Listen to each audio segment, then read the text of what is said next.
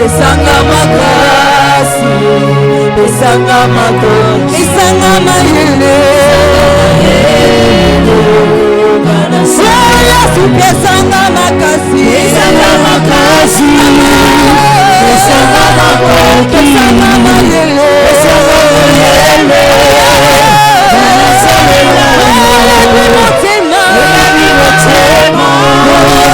Oyebi mabanzo, esikana suki, wanande yobandi, pesanga makasi, pesanga makasi, pesanga mayele,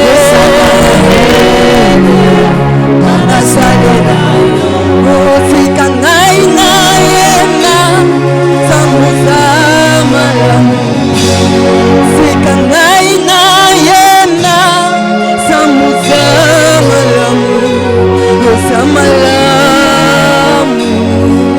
yosa malamu, yosa malamu, yosa ofika naye ma, ngai naye ma sambuza malamu, ofika naye ma, ngai naye ma sambuza malamu, yosa malamu, yosa malamu, yosa malamu, yosa ofika naye ma, ngai naye ma sambuza malamu, ofika naye ma, ngai naye ma sambuza malamu, yosa malamu, yosa malamu, yosa malamu, ofika naye ma, ofika naye ma sambuza malamu.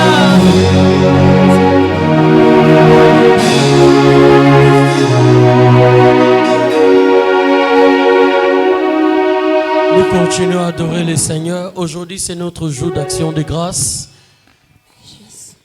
Tu dois chanter, tu dois louer l'Éternel, tu dois adorer l'Éternel avec la chorale.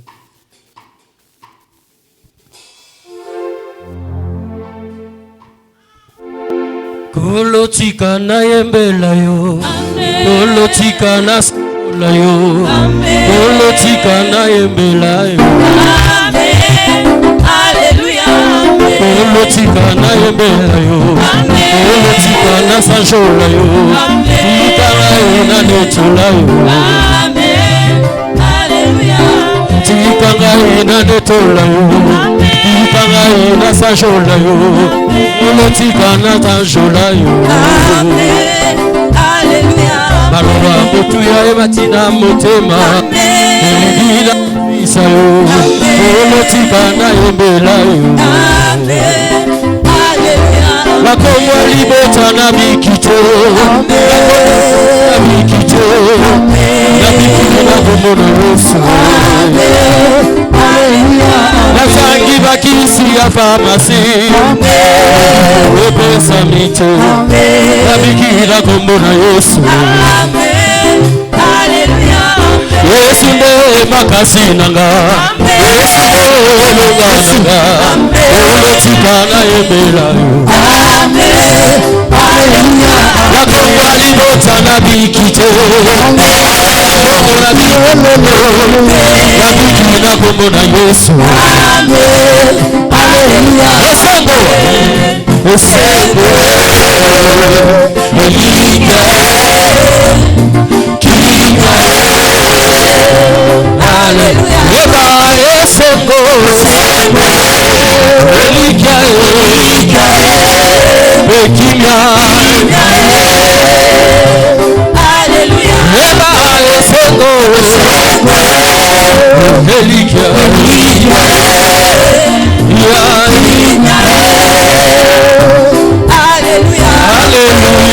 Alléluia, Alléluia la Yesu. Alléluia, Alléluia, Alléluia la Yesu. Oh, Alléluia, Alléluia, Alléluia la Yesu. Alléluia, Alléluia. Est-ce que quelqu'un sait?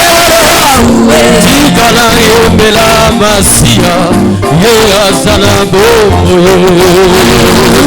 Alléluia, Alléluia, Yesu. Oh Alléluia, Alléluia, Alléluia na Yesu. Alléluia, Alléluia, Alléluia.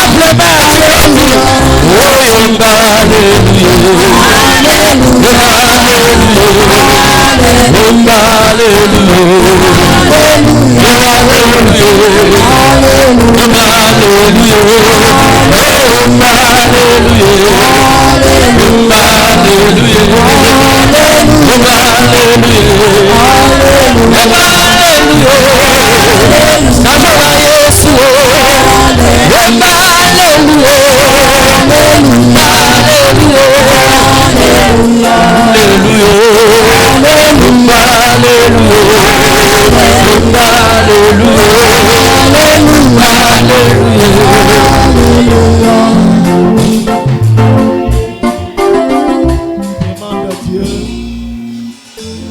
Demande à Dieu de te parler ce matin. Mwambie Mungu akusemezea asubuhi. Seigneur, Bwana, toi qui es le Dieu puissant, we Mungu wa mamlaka yote, parle-moi encore ce matin. semezie kutene asubuhi. Demande à Dieu. Mwambie Mungu, wanze kuomba Mungu akutumie neno ile itakubariki, neno ile utakutanishana na baraka yako. Dites à l'Éternel, Seigneur, j'ai besoin de ta parole. Cette parole qui va m'établir dans ma destinée ce matin.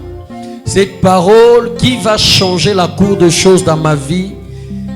Est-ce que kunaomba wanze kumshukuru, wanze kuomba Mungu, mwambie Mungu nakuya kutanishana na uwezo wako kupitia neno lako asubuhi.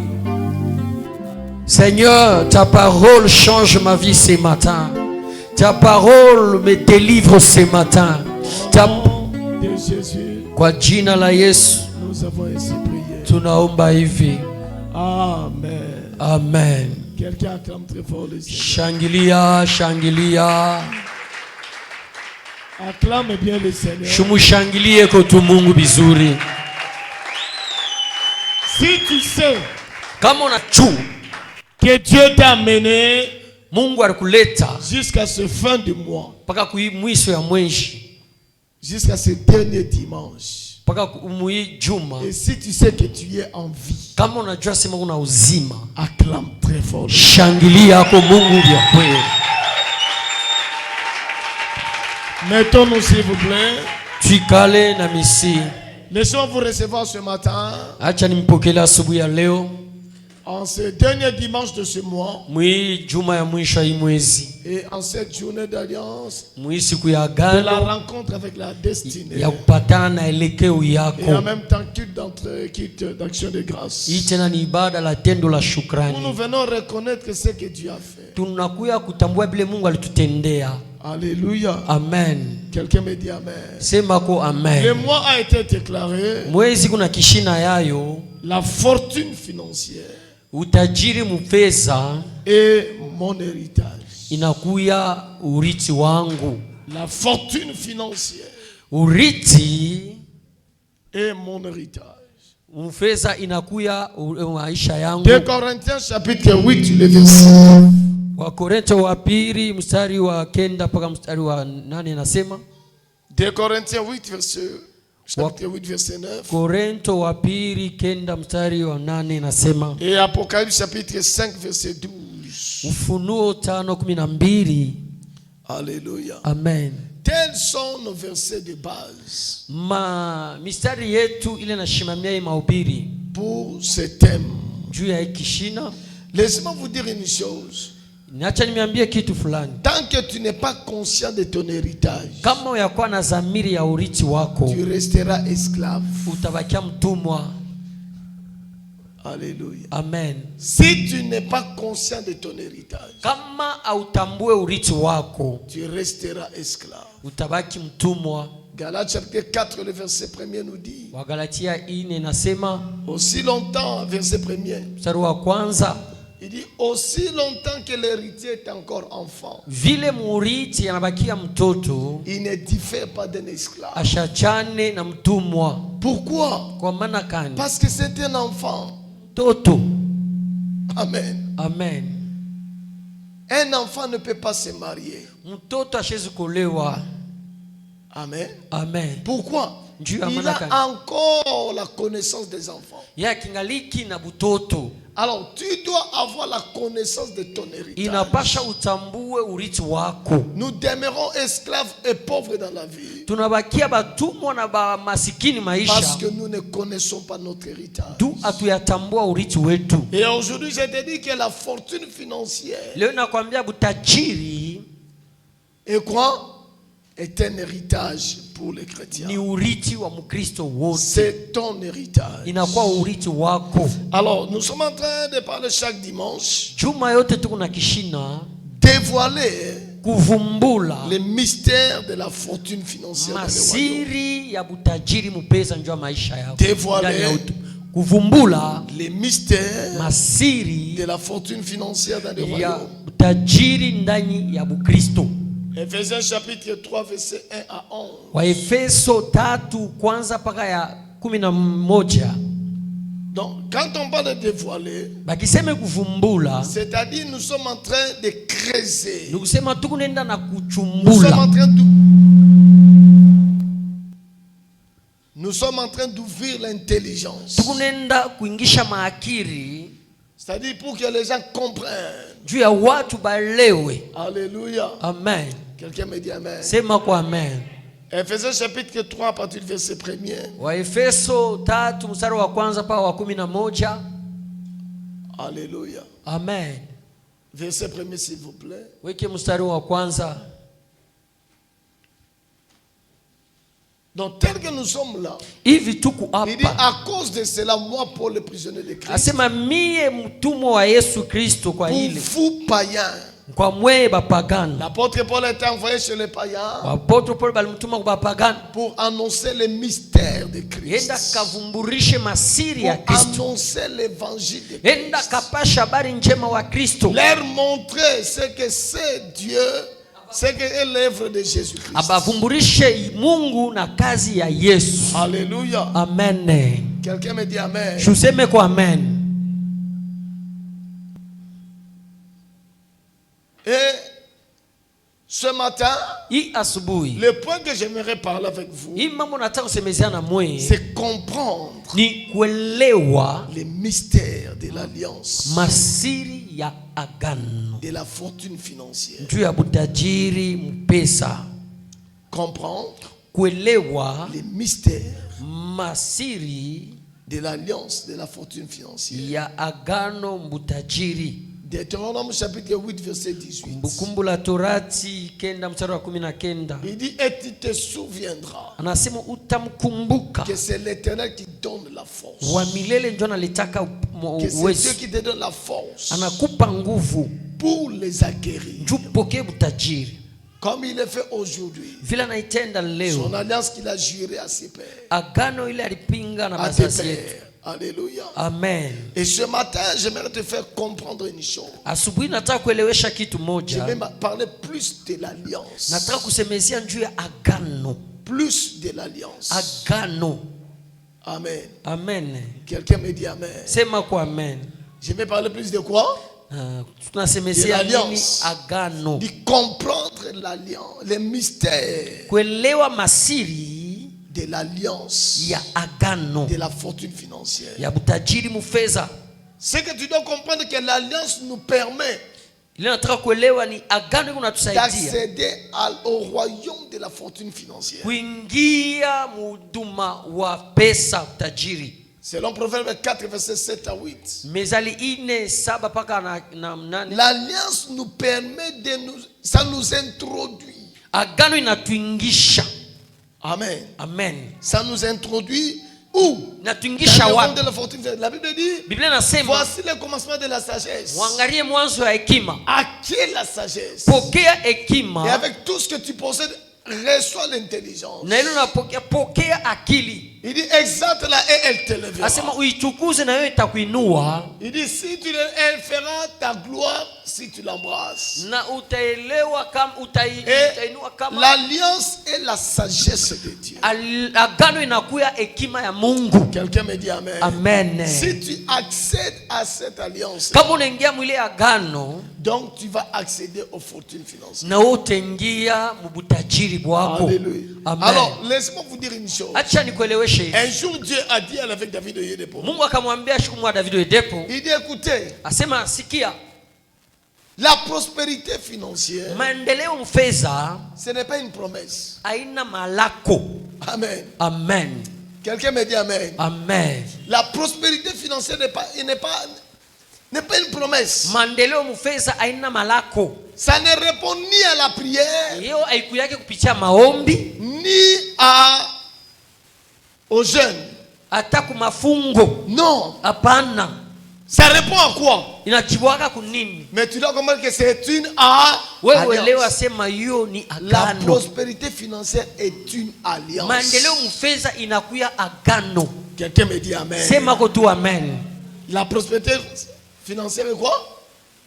Est une alliance. Maendeleo Ce n'est pas mfedha ni une agano, promesse. haina malako. Ça ne répond pas à la prière. Haikuyake kupitia maombi, Ça ne répond pas aux jeunes. haikuyake kupitia mafungo. Ça ne répond pas dans nos... Oh non, voilà, je vais faire le karaté spirituel. Siangalia mimi minaanza kukombana mukiro. Non. Hapana. C'est une alliance. Hii ni agano. Alors maintenant, qu'est-ce que l'alliance? Sasa agano hii ni nini? L'alliance, c'est quoi? Agano hii ni nini?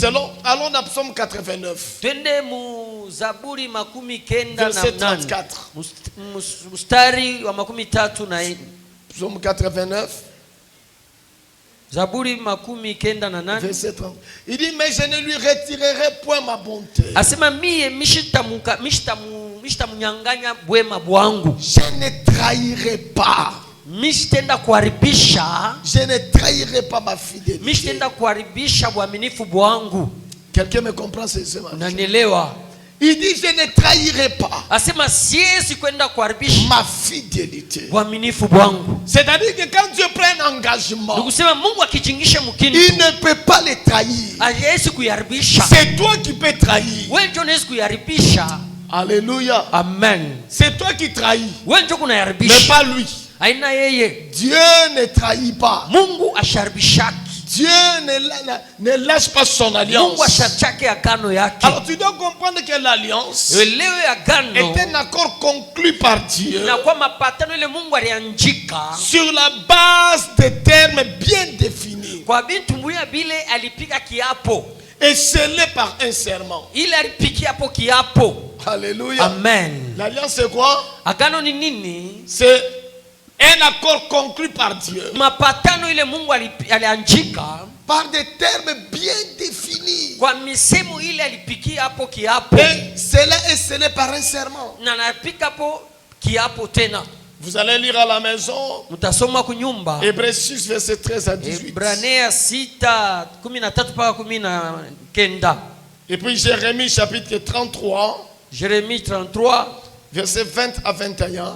mstari wa 12 mpaka 21 ainsi que 25 à 26. mpaka 10. Mais mettez-moi Jérémie 33 verset 20 à 21. Mweke Jérémie 33 20 à 21.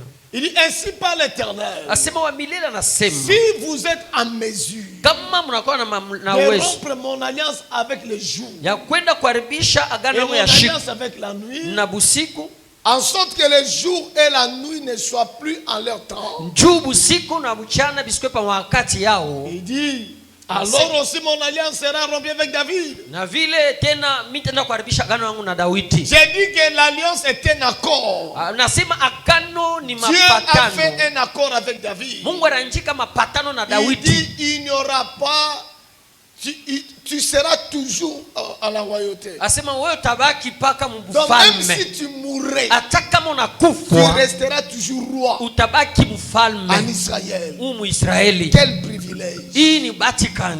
Alléluia. Haleluya. Même si tu mourrais. Hata kama unafariki, Et jusqu'aujourd'hui, David est toujours roi. na paka leo Dawidi ni mfalme. Pourquoi? Juu ya maana Mais à cause de Jésus. juu ya Yesu Kristo. Amen. Amen. Alléluia. Amen. Il est toujours roi. Yeye ni mpaka Donc, mfalme. il ne manquera pas de descendants. Asema kutakuya kukizazi Ta yake. descendance sera toujours à la royauté. Kizazi yake itakuwa mpaka pa Il dit maintenant, utajiri. si tu peux rompre cette Hata kama alliance, unapenda kukatarisha hii en ce agano, moment-là, pale tu il n'y aura plus d'alliance avec David. vile tena kutosha agano ya Daudi. Mais puisque tu ne peux pas rompre l'alliance avec les Juifs, Vile hawezi kwenda kuharibisha shiku. comment tu peux arrêter l'alliance avec les Juifs? Nishuka ni namna kani utenda kuharibisha shiku. Comment? Namna kani?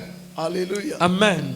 Tu peux arrêter le temps aujourd'hui. Nani anaweza kushimamisha wakati Tu peux leo? arrêter la nuit aujourd'hui. Nani anaweza kushimamisha Alors busiku? si tu ne sais pas l'arrêter, Kama huwezi c'est que tu ne kuvisimamisha peux pas rompre cette alliance. kwa vile huwezi kuharibisha Que agano. mon Dieu vous donne la compréhension ce Mungu matin. akupe usikilivu asubuhi ya leo. Deuxièmement, Ya pili, l'alliance des semailles et de la moisson agano ya kupanda na kuvuna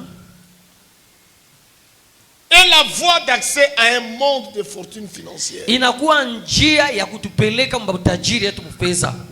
Amen. Alléluia. Amen. Genèse chapitre 8, versets 20 à 22. Mwanzo kenda mstari wa 12 pa 12. 2 Corinthiens chapitre 9, versets 6 à 8. Wa Korintha 8 mstari wa kenda mpaka 8. L'alliance des semailles Agano ya kupanda et de la moisson. na kuvuna Écoutez bien, c'est Oui, la mais- voie d'accès à un monde de fortune financière. inakuwa njia ya kutupeleka mbutajiri. Il dit, donnez-moi Genèse s'il vous plaît. Mweke Mwanzo, Genèse 8, verset 20 à 20. Mwanzo kenda mstari wa 12 Verset 22 s'il vous plaît. mstari wa 12. Il dit, tant que la terre subsistera, Hivi bulongo les buupo, semailles et la moisson ne s'arrêtera. kupanda na kuvuna vitachaka. Donc aussi longtemps que le monde existera, Hivi tu dunia iko, qu'on ne vous trompe pas. bashikulongofye. Même Galates 6, verset 7, il a Hata wa dit, Galatia 6:7 ne inasema, vous y trompez asema pas. Ce mshikilongofye, qu'un homme aura semé, kile wewe il utapanda le moissonnera. Donc utakivuna. nous sommes dans le système de semences. Tuko mu maisha ya kuvuna. Ce que tu sais, Kile c'est utapanda ce que tu vas ndio récolter. kile utenda Donc, kuvuna. maintenant on te dit, Anasema hivi, cette alliance-là, asema hii agano c'est ce qui te donne accès à la fortune financière. ndio inaenda kukuingisha mbutajiri. Mais si tu n'es pas dans cette alliance, Kama una ndani ya hii toi agano, tu ne sèmes pas. kama upandake, Toi, comment tu vas moissonner? namna kani utenda kuvuna. Aussi aujourd'hui, Tena leo vous ne semez que le mal. huku unapanda paka Comment bibaya, récolterais-tu ce qui est bien? utenda kuvuna vizuri namna kani? C'est impossible. Haviwezekani. Alors c'est pourquoi je t'exhorte ce matin. Asubuhi ya leo nakusubutisha, Entre dans l'alliance des semailles et de la moisson. ingia muagano ya kupanda na Et quand kuvuna. je parle de semailles et de la moisson ici, Mukusema kuvuna, kupanda en na ce qui kuvuna, concerne la fortune financière, mubutajiri c'est dans le sens pécuniaire. hii ni pesa, makuta, zimu. Alléluia. Amen. Bénissez les gens. Wanze kubariki kwa bantu. Amen. Amen. Semez dans l'œuvre de Dieu. Wanze kupanda mukazi ya Mungu. Donnez vos offrandes. Tout ça. Wanze kuleta Payez masadaka. vos dîmes. Wanze kuripa C'est en ce chekumi. moment que tu vas récolter. Ile utenda kubivuna. Alléluia. Amen. Troisièmement, Ya tatu, tu dois reconnaître na basha utambue tena. que notre semence n'est pas un don financier. Asema kupanda kwetu haina zawadi tunapeleka. Notre semence Asema kupanda n'est pas un don financier. mbeko yetu haina zawadi pesa Pour tunapeleka. aider Dieu, Njoo kumsaidia ou Mungu, pour aider l'église, wala kusaidia kanisa, ou pour aider un ministère, wala kusaidia huduma fulani, ou même aider les pasteurs. wala kusaidia hata pastor. Non. Hapana. Notre semence n'est pas un don. Hii kupanda tu kunapanda haina zawadi kunaleta. Quelqu'un me dit Amen. Amen. Il y a des gens quand ils viennent à l'église. Kuko bantu wena kwa kanisa, Abi anapesa mabazane loko. asema abana na kintu nyanze kubakaburia. Non. Hapana. Ce n'est pas un don qu'on fait. Haina zawadi unakuwa Notre kukaburiana. semence est une transaction. Inakuya kujingisha. C'est une transaction Inakuya que nous kujingisha. sommes en train de faire avec Dieu. Ile tuku nenda kufanya pamoja na Mungu. Ce n'est pas un don. On en Haina tamba zangi. zawadi, asema bana na kintu tubakaburia. Écoutez-moi bien ce matin. Shikia mzuri ya siku ya Je nous le leo. dis tous les jours. Nasemaka shuku yote. Si tu arrêtes de s'aimer, Kama unakatala kutoa, sachez qu'il y aura une autre personne qui va s'aimer. ujue sema kwa bengine batatoa. La Bible dit que Élie disait, Biblia inasema Elia je suis resté seul. asema mimi nabakia mimi moja. Mais Dieu lui a dit, Mungu tu akamwambia te trompes. unajilongofa. Il y a 7000 personnes. Kuko maelfu 7 bengine. Allez, dis à ton voisin, Ambia il jirani y a encore 7000 personnes. maelfu 7 iko. Dis-lui ça. Bantu maelfu 7 ingine Donc si beko. tu refuses aujourd'hui, Wewe ukikatale leo avec ton argent, na fedha yako avec tes semences, na kupambeko yako, sachez que Dieu va susciter une autre Mungu personne. atenda kufungula Et bengine. cette personne va donner à l'œuvre Ule de Dieu. mwingine ule atapeleka kukazi ya Qu'on ne vous Mungu. trompe pas. Ushidilongofye. Donner c'est un privilège. Kupeleke na kuya bahati. S'aimer c'est un privilège. Kupanda kutoa na kwa bahati. Amen. Amen. Les gens disent, voilà, les pasteurs sont là en Angara- train de prendre l'argent des fidèles. Pastere kwa pe kunakuria makuta ya bantu. Ce n'est qu'un privilège si tu sèmes dans la vie d'un serviteur de Dieu. Kama unampatia pasteur, shinakuwa bahati unafanya. C'est un privilège. Inakuwa bahati. Parce que le pasteur est un porteur de bénédiction. Juu pasteur anakuwa na mabaraka. C'est un porteur de grâce. Anakuwa na manema. Amen. Amen. Donc le pasteur n'est pas n'importe qui. Pasteur ana mtu yote yote. C'est le canal par lequel que Dieu passe. Inakuwa njia pale Mungu yako napitia. Alors par conséquent, Sasa quand tu viens faire les dons, ukiwe kupeleka quand tu viens s'aimer, kama unakuya kutoa, ne crois pas que tu es en train de faire les dons. ushwazie sema unakuwa kusaidia. Parce que bazangi. Bana na kintu. Non. Hapana. Quelqu'un me dit Amen. Amen. Quelqu'un me dit Amen. Amen. Alléluia. Amen. Mais donne parce que tu as besoin d'avoir une bénédiction de Dieu. Toa njuu wewe lazima na baraka ya Mungu. Somme chapitre 50 verset 14. Zaburi 15 mstari wa 14. Agé chapitre 2 verset 6 à 8. Il dit Agai offre pili. pour sacrifice des actions de grâce Asema mtoe Mungu matendo la et shukrani. accomplis tes vœux envers les Na très-hauts. uende katimize malako yako kwa Mungu. Luc 22 verset 35. Luc 22 mstari Donc aujourd'hui 15. comprends que l'alliance de semailles, Wanze kuelewa leo agano ya kupanda kutoa. cette semence là que tu donnes, Hii sadaka yako kunaleta. ce n'est pas un don. Hii haina kusaidiana. Ozokabela nzambe te. Awende kumsaidia Mungu. Amen. Amen. Ozokabela nzambe te. Amsaidie Mungu. Non. Bon, en lingala kosalisa Akusaidia. te. Hapana. Osalisa nzambe te. Amsaidie Mungu. Amen. Alléluia. Dieu Amen. n'est pas un pauvre. Mungu ashina maskini. C'est toi qui es pauvre qui a besoin de sa richesse. Wewe njoo maskini unamtafuta Mungu utajiri yake. Parce que la Bible dit qu'il s'est fait pauvre Asema yeye alijifanya pour maskini. que toi tu sois quoi? Jua ukuwe nani? Une bénédiction. Wewe ukuwe baraka. Que tu sois une riche. Ukuwe mtajiri. C'est toi Amen. qui es pauvre Wewe njoo maskini. et qui doit entrer dans la richesse. Napasha uingie mtajiri. Que mon Dieu vous donne la compréhension. ce matin. Mungu akupe usikilivu kwa jina. Quatrièmement, Ya ine, chaque semence semée, sadaka yote unatoaka comme je vous l'ai dit, c'est une transaction spirituelle. inakuya mapatano mkiro. Ça provoque la libération de la faveur divine. sur Ile nos vies. inaendaka kuchokoza mafadhili ya Toute bumungu. semence que tu donnes là, Sadaka yote unaleta, que tu amènes dans l'œuvre de Dieu, unaleta mkanisa, ça provoque inaenda kuchokoza libération de la bénédiction de Dieu, mafadhili mabaraka ya de la Mungu, faveur de Dieu. fadhili ya Mungu. Genèse 22, verset 16 à 18. Mwanzo 22:16 mpaka C'est pourquoi 19. tu dois être prompt à donner à Dieu, Na kwa maana unapasha kuwa mwepesi à kupeleka kwa s'aimer Mungu, dans l'œuvre de Dieu. uanze kutoa mkazi ya Mungu. Amen. Amen. Philippiens 4, verset 15 à 19. Philippiens 4, 15 à 19.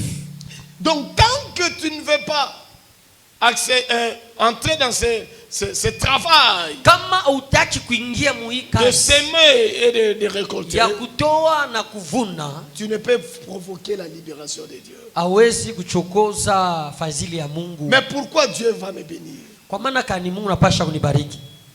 Demande pas ton voisin. Uliza jirani, Vraiment, ça me faut pas moulopone. Mungu akubariki njuu ya nini? Demande-lui. Muulize, Yo, penanza ma pas moulopone. wewe Mungu akubariki njuu ya nini? Demande-lui. Pourquoi Dieu doit te bénir? Mungu anapasha kubariki njuu ya nini? Je vous donne 4 points rapidement. Na mipa mistari Les ile, raisons de bénédiction de Dieu dans ta vie. Mungu anapasha kutubariki njuu ya nini? Premièrement, Ya kwanza, c'est pour que tu vives dans la joie. juu uishi mfuraha. Amen. Alléluia. Amen. Vous savez, les gens qui sont pauvres, Batu bale beko masikini bazaka na sengote, abekalake na furaha, bazaka bata kanda nakapa na makari à tout moment. wakati yote. Otumole buke ya siliki. Wewe ataka kama unamutengesha hivi na Tout shirika, soki asa na nzala. hata saidi si tu kama kuna njala. Tu as déjà constaté que quand tu as faim, Unaangalia kama kuna njala, comment tu réagis? batoto ni mapi wakati yote. Alléluia. Amen. L'enfant veut parler. Tais-toi. Mtoto yasema bai lupi mwa mtoto. Pourquoi? Tu Tu es dans le manque. Wewe unaona kintu.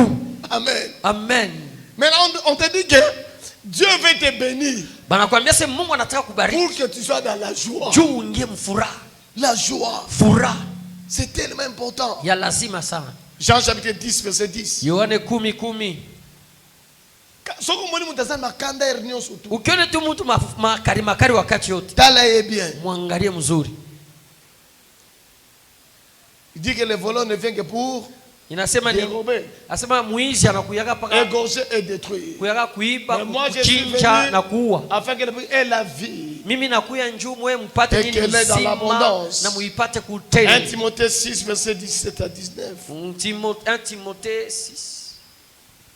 Dieu ne te bénit pas pour rien, Mungu ashikubariki kwa bure. mais Dieu te bénit pour que tu sois dans la joie. Mungu anakubariki Il dit, uwe na recommande furaha. aux riches du présent siècle de ne pas être orgueilleux Waambie batu basasa bashikwe batajiri, batajiri basasa bashikwe bakiburi. et de ne pas mettre leur espérance dans des richesses incertaines, Bashende kutumaini mabutajiri yabo ile tapita. mais de la mettre en Dieu qui nous donne avec abondance toutes choses, Baitoe ndani ya Mungu, le Mungu anatukabriaka bintu pour vyote. que nous en jouissions. Juu tuwe na furaha. Verset 18. Mstari wa 19. Il dit, recommande-leur de faire du bien, Asema ubambie banze kutenda vizuri. d'être riche en bonnes œuvres, Bakuwe batajiri mkutenda vizuri. d'avoir de la libéralité, de la générosité, Banze kupeleka na roho mzuri. et de s'amasser ainsi pour l'avenir un trésor placé sur un fondement solide, Juu banze kupanga butajiri maisha kunakuya. afin de saisir la vie, Juu bengie muuzima. la vie véritable. Uzima wa kweli. Donc quand tu n'as pas de joie, Kama hauna na furaha, c'est comme si tu n'as pas une vie. ni kusema hauna na uzima. Amen. Amen. Alléluia. Amen. Aidez-moi à faire une chose. Munisaidie kutenda hiki kitu. Regardez seulement votre voisin. Mwangalie jirani. Ne lui dis rien. Usimwambie kitu. Mais c'est moi qui pose maintenant la question. Mimi ndio Moi, je nikuuliza. te pose la question. Nakuuliza. Quand tu Mwangalie. regardes seulement ton voisin. Wewe angalia jirani, mimi Ne ndio lui dis rien. nitakuuliza. Usimwambie kitu. Maintenant, ndengo Kama ni kucheka cheka. ndengo na mone longi na yo wana. Angalia sura yake vile iko. Est-ce que ça va te passer un sengo? Ni mtu wa furaha ule. Tala est bien. Eko na cheka me iko ya Est-ce que makali. vraiment ça me sengo? Angalia bien. Koseka ningo lobate ko loza na sengo. Kucheka ina kusema furaha. Parce que ça me ozo seka mais et on la kanda. Kuko mwingine kuna cheka meko mu makari ya nguvu sana.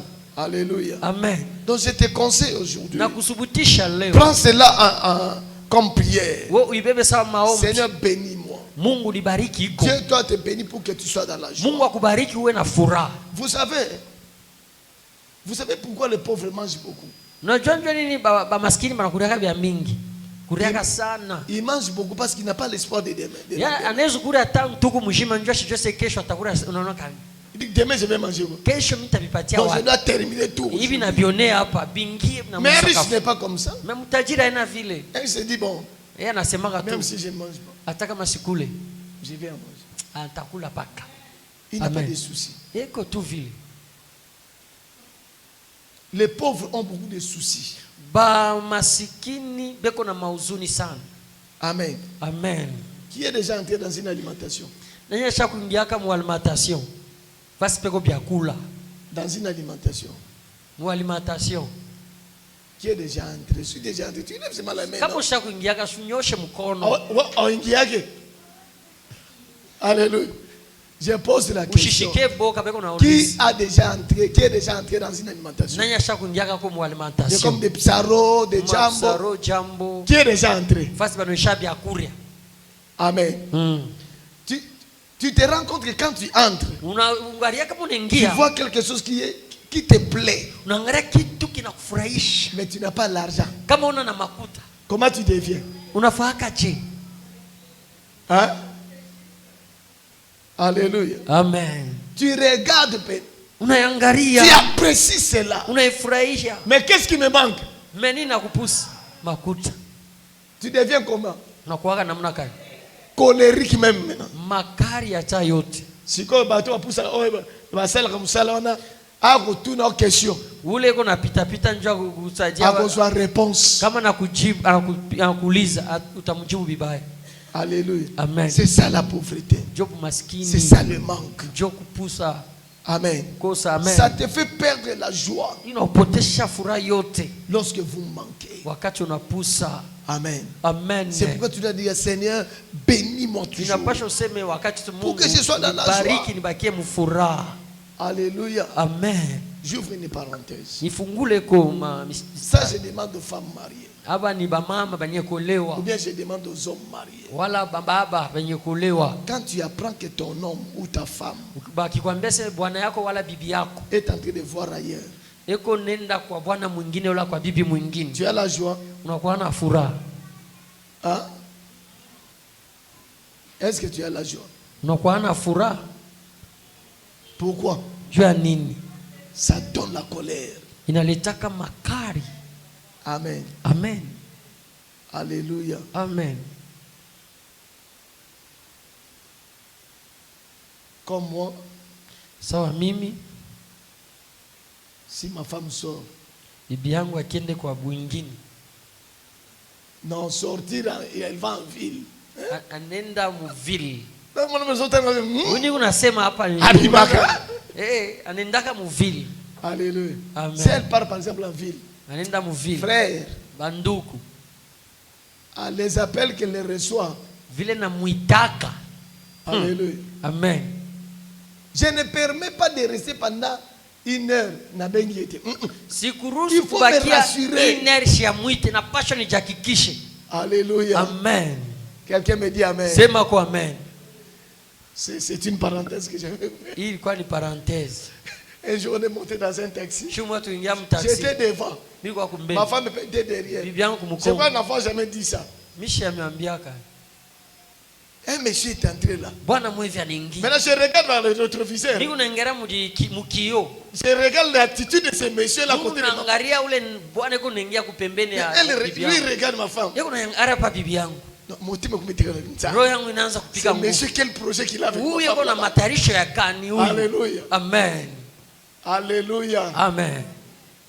Amen. Amen. C'était une parenthèse de fond de Kangiango. Tunaishia hii parenthèse hapo. Deuxièmement, Ya pili, c'est pour établir une alliance de bénédiction. Mungu anatubarikaka njoo aheshimie agano ya mabaraka. Dieu te bénit pour établir une alliance de Mungu bénédiction. wako anakubariki njoo kuheshimisha agano ya baraka. 2 Corinthiens 8 verset 9. Wakorinto wa pili wa kenda paka kenda na nane. Il dit car vous connaissez la grâce Asema munatambua de neema notre Seigneur Jésus ya Christ, Bwana wetu Yesu Kristo. qui pour vous se fait pauvre. Juu yenu mwe anajipoforisha. Alléluia. Pour faire quoi? Juu anifanya nini? Afin que par sa pauvreté, Juu kumasikini bwake. toi tu fasses quoi? Wewe ukue nani? Tu fasses quoi? Wewe ukue nani? Tu deviens riche. Wewe uwe mtajiri. Donc Dieu veut établir avec toi. Mungu anapenda akuweke Eza soni. inakuwa ya aya. À tout moment quand ton petit frère t'appelle, Wakati mdoko yako anakuita, wakati ou yote quand ta famille t'appelle, wala jamaa yako inakuita, on a besoin de contribution mnapenda na wewe uchangie mo. par la foi. Wewe upaka imani kwako. Toi tu réponds par la foi. Wewe kuku imani. Non, Hapana. ça fait mal. Inakuwa Alors Dieu mbaya. veut que toi aussi, Na ya quand on lazima t'appelle, na wewe kama nakuita, quand on t'appelle, bakikuite. alléluia. Amen. Quelqu'un me dit amen. Sema kwa amen. Pourquoi? Parce que tu dois être une bénédiction, Na kwa nini wewe uwe baraka? une source de bénédiction. Uwe chemchema baraka. Dieu veut que par toi, Mungu anapenda kupitia que wewe des gens soient bénis. bantu babarikiwe.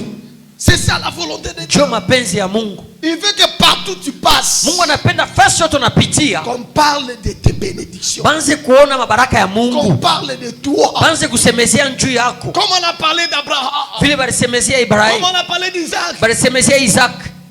Amen. Amen. C'est ça la volonté de Dieu. Ndio mapenzi ya Mungu. Ce n'est pas que tu sois pauvre. Haina tuku C'est masikini. pourquoi ce matin, il vient pour faire une alliance avec toi. Asubuhi ya leo Mungu anakuwa kupinga agano na wewe. fait une alliance. Nakupiga agano na wewe. Alléluia. Amen. Bando bana kolata kizoba zoba ti lelo. Wewe depuis anza kuvala misompo mpaka na leo. Alléluia. Amen. Bando bana kolata kaka deuxième choix. Wewe anza vala mpaka ile mbaya Bien mbaya. seconde main. Mpaka vile bantu washaku voila. Non. Hapana. Dieu veut que toi aussi Mungu anapenda pia na tu wewe. deviennes une source. Na wewe ukwe chemchemu ya mabaraka, sema amen.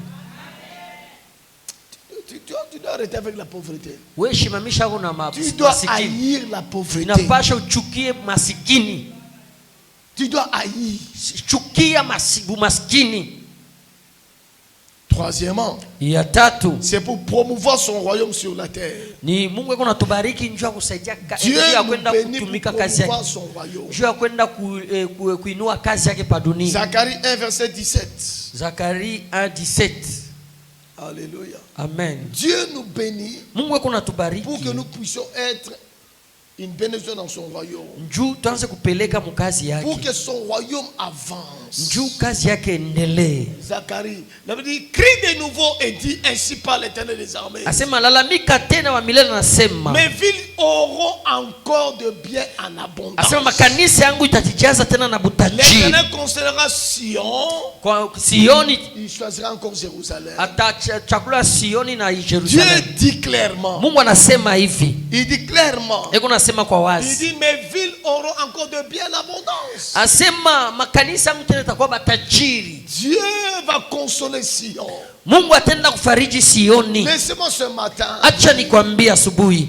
Dieu ne te bénit pas pour rien. Mungu ashikubarikake kwa Dieu ubule. te bénit pour que ton argent vienne contribuer dans l'œuvre de Dieu. Mungu anakubarikaka njoo makuta yako Que ça itumikie puisse nayo. promouvoir dans l'œuvre de Dieu. Ianze kuinua kazi ya Mungu. Regarde depuis que tu viens à l'église. Angalia depuis anza kuya Dès que mkanisa. Dieu te bénit, Mungu wako nakubariki. combien tu contribues Wewe unaletaka mkanisa pour que l'œuvre de Dieu avance? juu kanisa endelee. Combien? Ngapi unaletaka? Mais tu es champion dans les critiques. Wewe ukupaka mukushimangana. Tu es champion dans la sorcellerie. Wewe wenjo champion mbuchao. Mais pourtant Dieu te place là. Mungu Il anakuweka te hapa bénit pour juu que son akubariki, œuvre avance. juu kazi yake iendelee, Pour que son royaume se répande. juu huduma wake utawale fasi yote. C'est important s'il vous plaît. Ni lazima ile. Dieu te donne son argent. Mungu wako nakupa fedha yake C'est pour que son église se retrouve. juu kanisa yake patiemo. Amen. Moi, je vois certaines personnes. Naangaliaka watu wengine Il dit na église oyo. yokupaka wi kanisa Tokoza na te batu mingi bazana pambo mate. atoa kuna watu wa mingi barbarikiwa Kaka ngai kaka. ni paka mie Ngane la paka comme vache laitière. mimi njo mimi nakuya wakupeleka. Mais Dieu t'a mis là-bas pourquoi? Mungu alikuweka hapa njoo ya nini? Hein? Quelqu'un me dit amen. Sema amen. Demande à ton voisin. Angalia Ton jirani wako. argent, Fedha yako c'est pour qui? inakuwa ya nani? C'est pour Dieu, non? Inakuwa ya Mungu. Hein? Et tu te lamentes. Unaanza kukulialia kujitompole. Ba besoin si la kate. Mwi kanisa mambo aishake ya makuta. Et aussi la tête. Hayaita ishaka. Il y aura toujours des besoins à l'église. Utakuwa paka mambo ya makuta Il y mkanisa. aura des besoins. Itaji Et c'est itakuya. ton argent qui va résoudre Ni ça. makuta yako ndio napasha kwe ishe hiyo. Quelqu'un me dit amen. Amen. Quelqu'un me dit amen. Amen. Dis à ton voisin. Ambia C'est jirani ton wako. argent qui va résoudre ça. Ni makuta yako ndio itakuwa kuisha mambo hiyo kanisa. Oh non, pasteur. Oh, pasteur, paka Quand on a dit ni paka mimi ndio qui t'a dit naletaka. que toi qui donnes l'argent? Na aleta anasema ni paka wewe ndio naletaka. Qui t'a dit ça? Na alikwambia Toi, tu ne sais pas qu'un privilège que Dieu te donne. inakuwa ni bahati Mungu anakupa. Donc tu dois, quand Dieu te bénit, Kama Mungu anakubariki c'est pour que son œuvre avance. juu ya kazi yake Pour que endelee. tu contribues que le royaume avance. Juu anze kuleta ufalme wake uendelee. Il y a besoin des instruments. Kunakuwa lazima na Il y a mainstruments. besoin d'achat de parcelles. Tunapasha kuuza mpango ya kanisa. Il y a besoin d'embellissement de l'église. Tunapasha kutengeneza vizuri kanisa. Ton argent doit servir. Makuta yako inapasha shibirie kintundu kile. Alléluia. Amen. Quelqu'un me dit amen. Amen. Je vous ai toujours dit, Na miambiaka quand hivi. vous venez à l'église, Kama unakuwa il kanisa, faut regarder l'église. wanze kuangalia kwa kintundu mkanisa. Il faut demander, pasteur, Pastor, quel est le besoin ici? kintundu kiko wapi mkanisa? Je vais contribuer. Mimi nitaanza ukishibiria. Ton argent doit servir Makuta yako inapaswa pour que isaidie. les gens aillent propager l'évangile. Juu makuta yako yaanze kusaidia injili. Hein? Amen. Loba amen. Sema kwa amen. Ton argent doit servir à cela. Makuta yako napasha isaidie. Hein? J'entends beaucoup de gens disent, Nasikia watu wa mingi beko paka sema. l'église est à Mbongo. Hii kanisa ni ya Surtout makuta cette sana. commission. Hii kanisa hii. La commission de prospérité. Hii kanisa ya maendeleo. Esa na Mbongo. Makuta kwa moteli. Mais yo mtu faut pesa Mbongo. Chini wewe ndio unapaswa kuileta. Alléluia. Amen. Quelqu'un me dit amen. Sema amen. Donc tu dois apprendre à donner à Dieu Inapaswa ujue kuleta kutoa. pour que son œuvre avance. Juu kazi ya Mungu C'est endelee. pas pour que l'œuvre de Dieu puisse rester comme ça, non. Haipashi kazi ya Mungu ibakie hivi. Il fait ça la consonne. Yanze kufanya kwa aibu. Tango une église. Kama unakuwa kanisa. Par exemple, on doit payer pour les gens les transports. Beko unafia kulipia bantu ma transport. Frère, il faut s'embellir nzambe pour que on foute la transport. Tunapaswa kuomba Mungu na wao anze kulipiana kwa bantu ma transport kanisa. Alléluia. Amen. Quelqu'un me dit amen. Amen. Mais malheureusement, il y a des gens Kubu bengine hapa qui aiment baone. toujours qu'on leur supplie. Bo banapendaka paka banze kubabembelesha. Babengaye. Banze On a kumbembelesha. besoin de ceci à l'église. Tunakuita tu kubezwe na hiki kitu. Non. Hapana. L'argent que Dieu te donne, Mungu yako nakupa makuta. les biens que Dieu te donne, Bintu vile Mungu yako nakupa. c'est pour l'avancement de son Ni œuvre. juu ya maendeleo ya kazi yake. Amen. Hapa. Amen. Et finalement, Na mwisho c'est pour bénir l'humanité tout entière. ni juu ya kubariki bantu bote. Genèse 12, verset 1 à 3. Mwanzo C'est 12 pour mstari wa bénir kwanza mpaka l'humanité. kwa 3. Écoutez-moi un peu ce matin. Usikie mzuri ya Si asubuhi. ton argent Kama fedha yako ne sait pas bénir quelqu'un, haiwezi kumpatia mtu, si ton argent kama ne makuta peut pas yako contribuer dans la vie de quelqu'un, haiwezi kuingia kwa maisha ya mtu, c'est que tu es le plus pauvre de la vie. wewe ndio maskini wa nguvu, hata una magari. C'est étonnant de voir que beaucoup de gens, Juu ya kushanga kuna bantu ils mingi voient des pauvres tout autour d'eux. beko na maskini makando kando yao. Vous savez, un jour je descendais Siku mwani unashuka du taxi, mutaxi j'entrais dans mon avenue. ni unaingia munjia yangu, Je n'avais pas tiré d'attention. sikupike Mais j'ai seulement constaté qu'il y avait un papa qui me suivait. mimi naangalia tu kuku papa mwana useko Un papa unanifuata, responsable. papa tu mzuri hivi Il me suivait. yako unanifuata, Il me dit, s'il vous plaît. asema bantu. Moi, je n'entendais pas. Comme j'avais les écouteurs, Mimi vile nilikuwa na mais quand j'ai regardé, masikio, mimi namwangalia, j'ai dit, m'appelle. nati papa kuna nita Oui, papa. papa, si ni unakuita. Le papa commençait à me dire, Akaanza papa, kuniambia hivi, basi j'ai faim. mimi ni una njala. Hôtel ka papa tu connais 60 ans. Papa yako na Donc pas 50, 60 ans. ashakuanza kukuzeeka, Azo le lonzela. yako nakulilia njala. Je le regarde. Mimi namwangalia, Je vous dis que je n'ai pas réfléchi deux fois. shikuwazake mara mbili. Il dit, papa, j'ai faim. Anya papa, njala. Et tes frères à la maison ont faim. Na banduku yako kunyumba njala. J'ai seulement regardé. Mimi Tout ce qui nigeuka était tu. dans ma poche, là, Bio tilikuwa mfiko yangu. j'ai pris ça. Mimi bibaka Je, vyote. je ne le connais pas. Mimi namupa simujui. Je lui ai donné. Mimi namupa. Je suis parti. Mimi nenda. J'arrive à la maison. Afika kunyumba, Mon fils, mtoto yangu. mes enfants comme ça. Papa, j'ai besoin de papa. Watoto yangu, hey, papa nishe hivi. Bon, maintenant, nishe moi, j'ai hivi. déjà donné là-bas tout. Misha upeleka yote kule. Je n'en ai plus ici. Mishina tena nayo. Mais quand je suis entré dans la chambre, Mkuingia mshambre. j'ai seulement dit, Seigneur, merci. Naambia Mungu asante. Parce que tu as permis que je puisse bénir quelqu'un. Unaniruhusu nibariki kwa na mimi mtu. J'ai dit merci à Dieu. Nasema asante kwa Mungu. J'ai seulement dit à mes enfants, je vais vous acheter après. Naambia batoto miujia kisha mtamishia. Le temps que je me reposais, Pale tunyanza kupumzika. j'entends mon téléphone, Nasikia le message entre. telefoni inaanza ku message Je ni. regarde comme ça, c'est 436. Mimi naingia Qui message. connaît 436? Na najua 436. Hein? Yo inaingiaka tu Non, kwa. 436. Ile 400 ikiingia ni kuambia sema. Tellement kota kate. Yeye ingia yake pesa zaidi. Hallelujah. Yo ikiingie tu. Ha.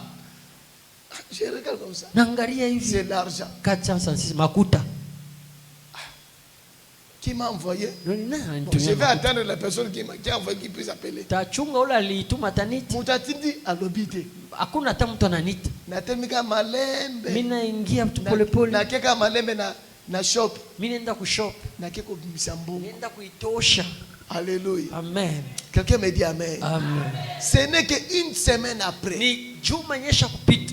Qu'un monsieur m'appelle. Mtu mwana nita. Il dit, parce que si vous avez oublié, Papa, mimi sabwa. je t'avais envoyé l'argent. Mimi utumiaga makuta. Est-ce que moi là, c'était quel jour? Ndio nishukani. Au moins, tu me comptes trop. Ninaingiaka sana. Il faut me dire quel jour. Nikumbushe Je vais vérifier dans le message. Ningeweka message. C'était au combien? Au temps. Ngapi kwa fulani? Je suis allé dans le message. Ninaingia ma message na Ah oui, oui, j'avais vu. kweli ni wewe litumaka. Pourquoi? Juu ya nini? Donner aux gens. Kama unapeleka kwa mtu. Amen. Amen. Alléluia. Amen. Mais toi, tu as l'habitude. Wewe unakuwa na zoezo. Quand tu entres à l'église, Ukiingia mkanisa, tu vois quelqu'un dans les besoins. ukione mtu yuko na Au mahitaji, lieu de le bénir, fasi ya kumkaburia, continue. unaanza kumshimanga na milomo. C'est pourquoi C'est pourquoi tes lèvres s'allongent. Na kwa museau. Alléluia. Amen. Pourquoi? Au lieu de bénir les autres, fasi ya kubariki bantu, que mon Dieu vous donne la grâce. Mungu akupe ko neema. Mais comment Dieu bénit? Namuna kani Mungu anabarikaka? Dieu passe par des voies pour bénir. Mungu anakuwa na manjia fasi anabarikianaka. Premièrement, ya kwanza c'est par les œuvres de tes mains. Na kupitia makazi zako za mikono. Deutéronome 28 verset 12. Kumbukumbu la Torati Deutéronome 28 verset 12. Makumi mbili na kenda mstari wa 12. Psaume 1 verset 1 à 3. Zaburi wa kwanza mstari wa kwanza mpaka wa 3. Heureux l'homme qui ne marche pas sur le conseil des méchants. Waheri ule shtembe yake manjia Qui ne watu s'arrête pas sur la voie wabaofu. des pécheurs. Ashifura yake na manjia watu Mais qui wabaya. trouve son plaisir dans la loi de Yeye l'Éternel. anafurahiwa ndani ya sheria ya Il est Mungu. comme un arbre planté Eko près sawa d'un courant mucha wanamotesha pembeni ya maji. d'eau. Ah, ça c'est dans Psaume 1 verset 1 à 3. Hii ni Psalm 1 à 3. Il bénit l'œuvre de nos mains. Mungu anabarikaka makazi za mikono letu. La Bible nous montre Biblia inatuonesha hivi. que tu dois travailler. Inapasha utumike. Tu dois faire quoi? Tumika. Tu dois travailler. Tumika. Peu importe le travail. Ingawe kazi lokunayo. Peu importe le travail. Ingawe kazi. Tu dois faire quoi? Napasha nini? Uitumike. Dis à ton voisin, tu dois travailler. Ambia jirani napasha utumike. Frère, si le travail que tu dois faire, kama ni kazi utatenda, ça peut vous apporter quelque chose dans votre vie. inaweza paka kuleta kitu fulani, Va le faire. wendo kaifai. Amen. Amen. Quelqu'un me dit amen. Sema kwa amen. Si tu vas être sirène, Kama unapenda kuhusiana bilato, va cirer. wendo kabifai. Pourvu que tu ne sois pas un mendiant. Juu ushikwe mtu wa kwanza kulomba lomba. Si tu vas commencer à vendre de l'eau, Kama ni kujisha mai, vendez. ujisha. C'est par là que Dieu va passer pour te bénir. Mungu atapitia pa ile njia kubariki. Amen. Amen. Ne soyez pas des fanatiques. Ushikwe mtu wa kushimamia bengine. Comme au Congo, Sapa mkongo. beaucoup de gens trouvent le travail. Bengine mapata makazi. Il y a rien de batu. Ya kumbia paka kazi. Wewe kumbia bantu. Fati beto. Bachi beto. Rais Kabila. Rais Kabila. Alléluia. Amen. Moïse. Moïse. Mandel tombe. Ya kione tu anaanza kupita ngwa paka piga mangoma. Ah frère, Duku. va travailler. Wendo katumike. Amen. Amen. J'aime encore le dire Nataka kuisema tena à tous les hommes, kwa bantu bote. vous qui n'êtes pas encore mariés, Mweya muelewa. n'ose pas venir me dire ici, Ushikwe tena kunyambia pashiku Mungu. pasteur, je vais me marier par la foi. Pastor nitaolewa kupitia imani. Kendo, foi na yowana. Ile imani yako ile Epeso musala na. ikupe mbele kashi. Avant kubala. Njoo itakupa sasa bibi. Oh non, pasteur, Oh, je pasteur. prends d'abord la femme Pastor ni bebe et puis je vais aller prier. njoo ni nita imani. Va chercher du travail. Wendo katafute kazi. Zala coopérant. Ukwe mtu wa kutafuta makazi. Alléluia. Amen. Soki noteka bilamba, Kama ni kujisha manguo, teka. ujisha. Frère, il n'y a pas de saut métier. Au kalake kazi mbaya. Non. Yondo zo ke lango soni. Wewe njoo unasikia tu haya bule. Si c'est par là que tu dois commencer, commencer. Kama ni pale njoo anzia pale. Dieu seul sait. Mungu anajua. C'est par là qu'il va te bénir. Ndio encore. pale tenda kubarikia tena. Tu veux qu'il commence par où? Na unapenda uanzie wapi? Amen. Amen. Tu dois avoir, Inapasha upate. tu dois travailler. Inapasha utumike. À chercher du Wewe travail. ukatafute kazi. Si tu ne travailles pas, Kama utumiki, tu seras le premier à insulter les gens ici. wewe ndio utaanza kuchambula bantu hapa. Bakabaka te église. Au ya shikabula nake. Au moins la soirée la Wewe mituka. unakuwa na miotoka. On l'a pesa batu. Aangu tukabuli yako. Est-ce que yanga l'église pas kabela kayo? Yana kwa kanisa njoo ukabulie wewe. Hein? Na pose une question. nakuuliza Il y a des discours kabela wewe kabela. alikuwa kanisa nje kukabuli Boyo mukoni okukabela baninga. na wewe unaweza kuanza kukabulia bantu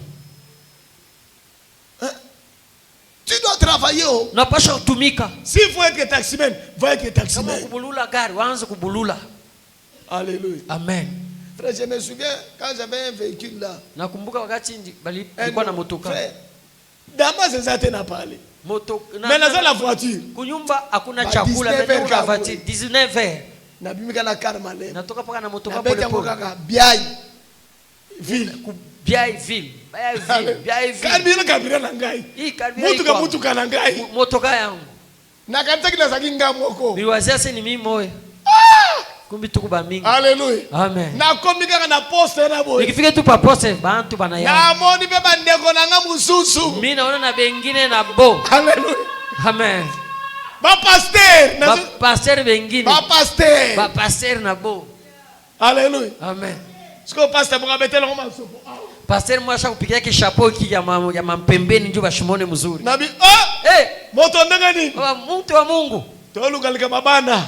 tuna kutafuta Eza mikate pona bana, eza pona ngate. batoto haina njia yangu Pona bana. batoto tu Ngapesa Na pona mie- bana na kaka. mie njia ya batoto Alléluia. amen Mais est-ce que tangu nazonga nenda bale bebeke papa to sala taxi?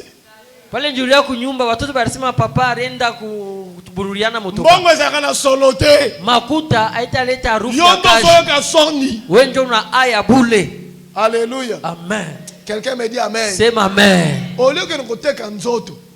fasa kwenda kufa busharati Tangu nazolo ba yoka mtu. hapa nasema mwingine Tunga asema lobi. Wana pesa kusala. na yoshi ni kazi na alikwambia vile Koke nkoteka nzoto te. ushende kufa busharati juu upate makuta Na malilo somo na ngote. nasema na hii baridi hauione 22h tele manade la révolution. wewe ule paka mbajia unaangalia bantu baba babu ya benyewe Alléluia. amen Alléluia. amen Loba amen. sema kwa amen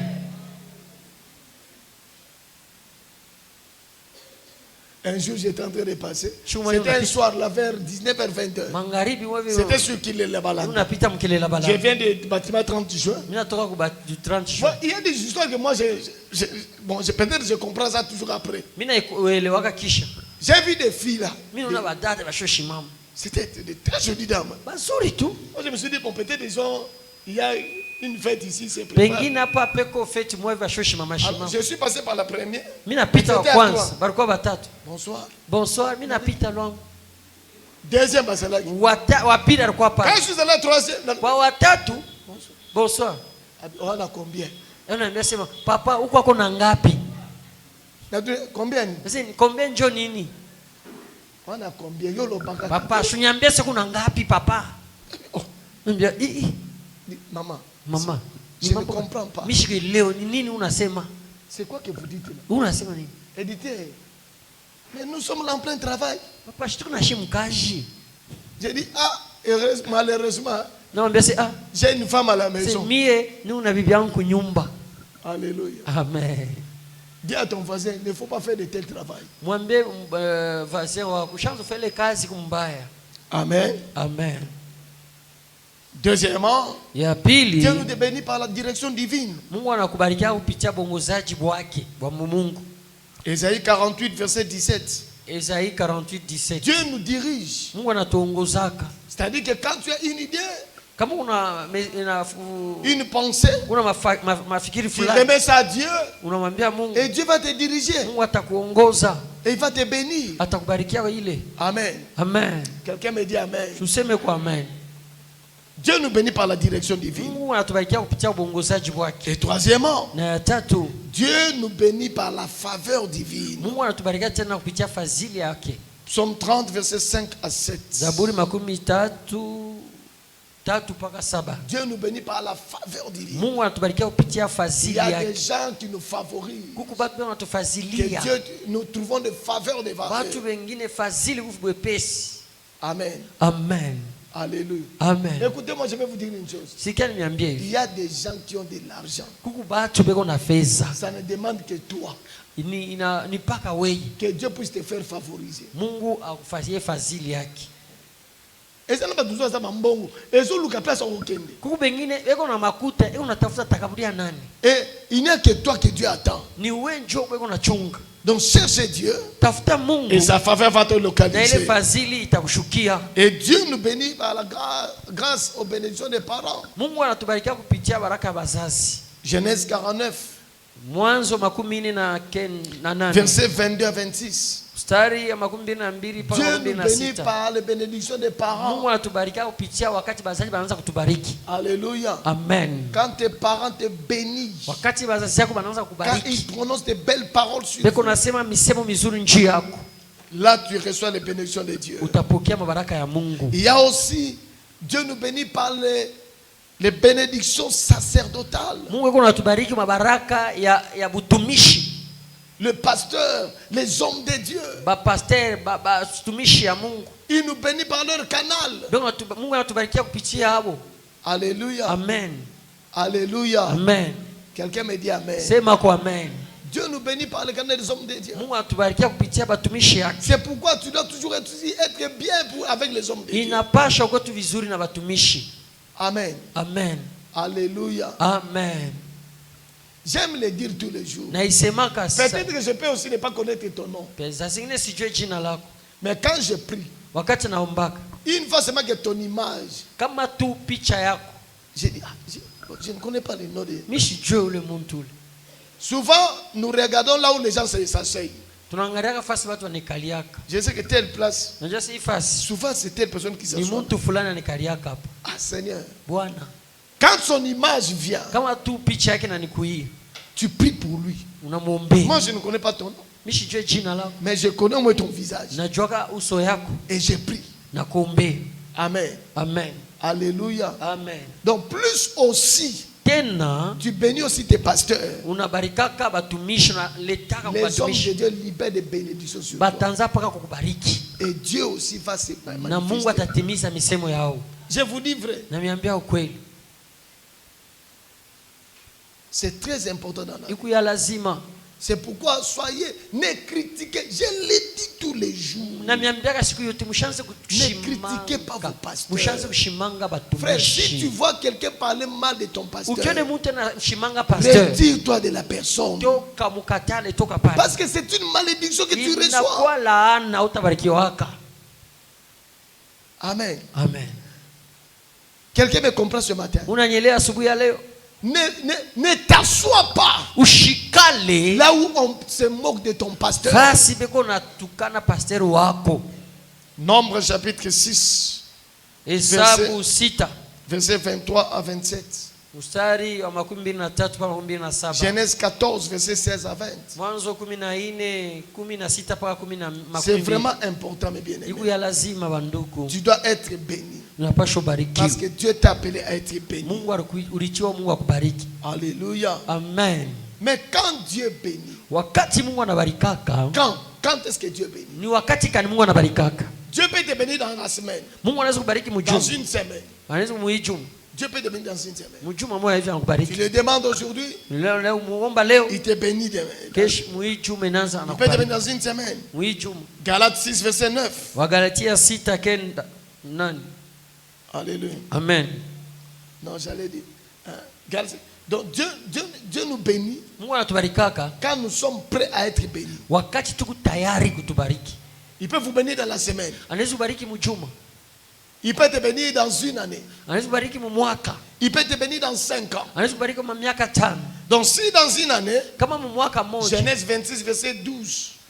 Genèse À 26, 14. mpaka 14. Alléluia. Amen. Dans une semaine, Dieu peut te bénir. Mujuma mwa Mungu anaweza kubariki. Tu peux prier même Dieu aujourd'hui. Unaweza kuomba Mungu leo. Mais il te bénit dans 5 ans. Anakubariki mu miaka 5. Parce qu'il sait que s'il te donnait, par exemple, maintenant là, Anajua sasa ipenie saa zingine kupe leo. peut-être cette bénédiction sera risquera. Itenda kukutosha manjia yake. Lévitique 19, verset 23 à 25. Walawi 13. Mais il y a quelque chose Kuko kitu moja. qui généralement, Ile bya mingi quand tu le fais, kama unaitenda le même jour, paka pale Dieu ouvre. Mungu anafungula Le mabaraka. même jour. Paka pale. C'est ce qu'on appelle l'autel des sacrifices. Ile manasemaka mazabau ya matolezi. Genèse 8, verset 20 à 22. Genèse 8, 1 à 22. Et prenons aussi Genèse 22, versets 1 à 5. Genèse 22, 1 à 5.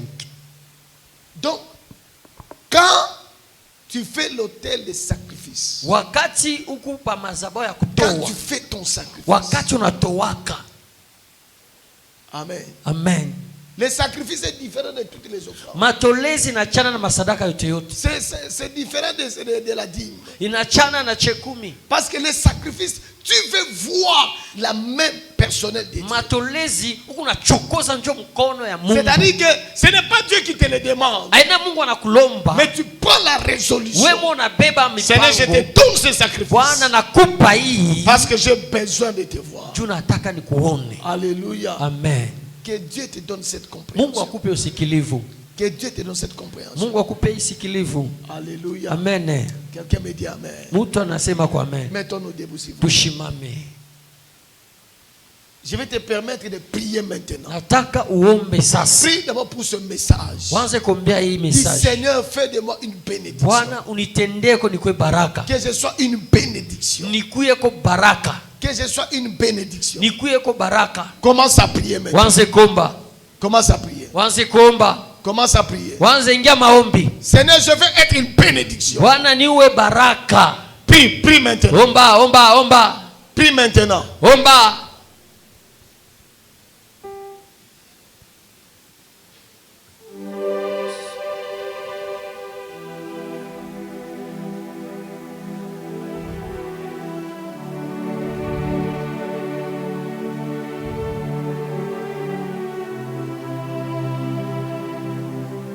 Seigneur, introduis-moi dans ma deuxième, dans ma vie de bénédiction. Bwana ningishe mwinchi yangu mabaraka.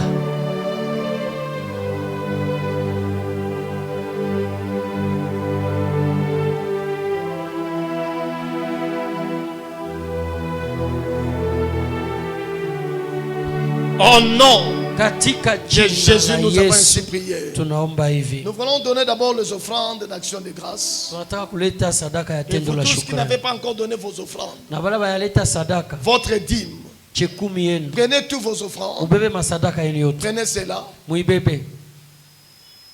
prends ton offrande d'action de Beba grâce, sadaka yako ya tendo la prends shukrani. ta dîme, Beba chekumi yako. prends ton offrande Beba sadaka yako. ordinaire, Sadaka yako ya shiku yote.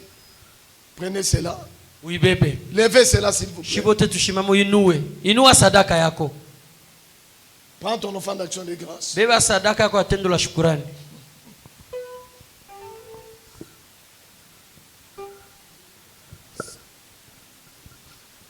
Levez cela, Uinue. commence à parler sur ça. Wanze kuisemezee. Dis merci à Dieu. Parle au Shukuru Seigneur. Mungu.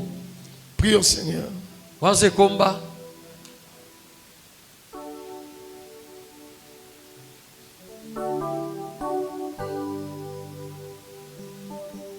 Au nom Katika de Jésus, jina la Yesu nous avons ainsi prié. tunaomba hivi. Rassurez-vous de différencier vos offrandes. Wanze kuachanisha sadaka. Ile unatoa ni sadaka kani? Ni chekumi. Tu Wala écris sur ton enveloppe action de grâce. andika pa envelope yako kama ni action de grâce andika. Soit dîme, tout Kama ça. ni team andika gym. Chorale. Kwaya.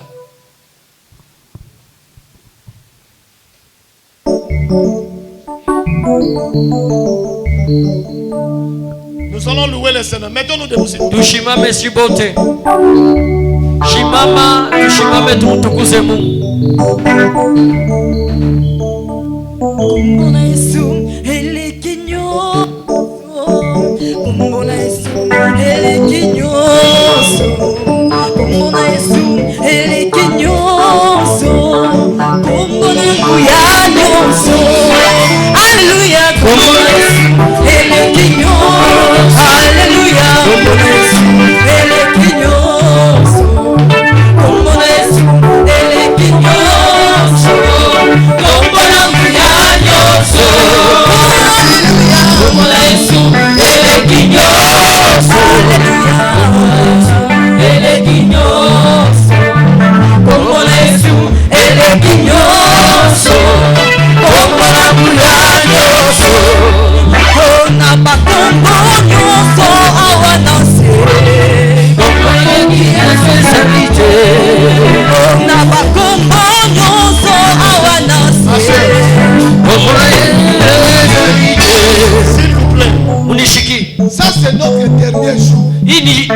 yetu ya mwisho, notre dernier dimanche. ni juma yetu ya mwisho. Alors j'aimerais que tu danses. Kiuchezeko, Célèbre Dieu. uanze kutukuza Ne sois Mungu. pas un militaire de GSSP. Usikwe saa soda moya Le ita Seigneur danse. uanze mchezea Mungu kwa bila alikutendea.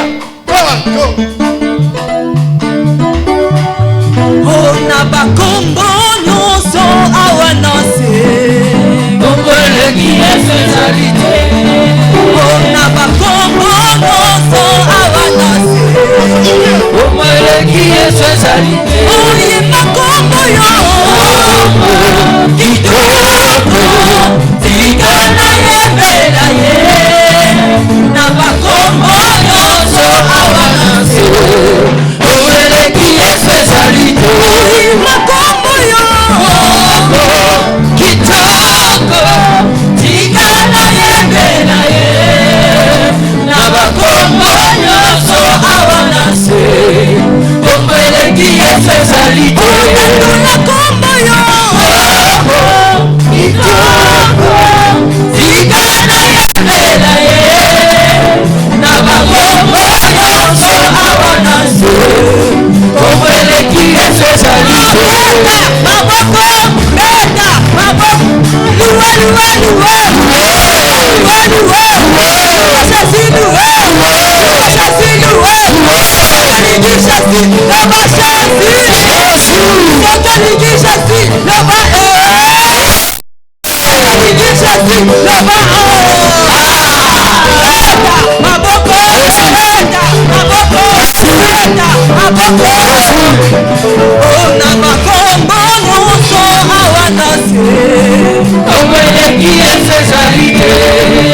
Ona bakombo nyonso awa nase kombo eleki Yesu ezali te. Oye makombo yo kitoko tika na yembela ye na bakombo nyonso awa nase kombo eleki Yesu ezali te.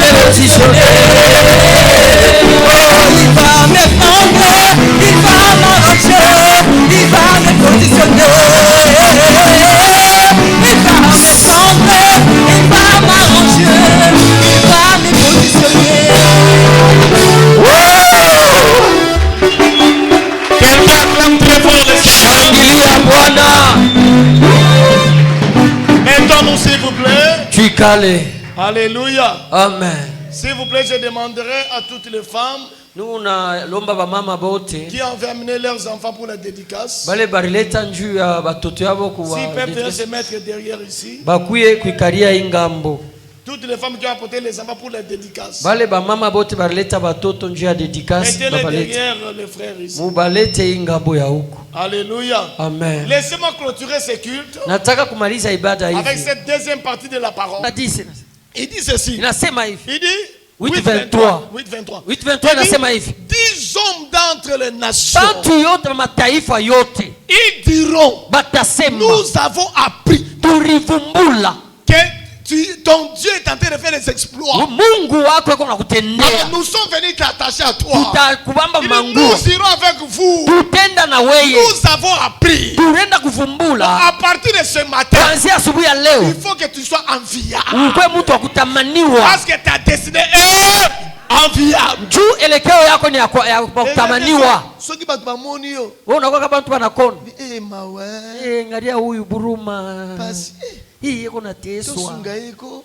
Tumusaidie yeko. Eko za partage note. Haitakuwa tena maisha yako. Quand les gens vont te voir, wakati watu watakuona, allons chez lui. Atasema twende kwake. Nous aurons de l'argent. Tutapata pesa. Allons chez lui. Twende kwake. Nous aurons la beauté. Tutapata beauté. Allons chez lui. Twende kwake. Nous serons dans les grandeurs. Tutakuwa.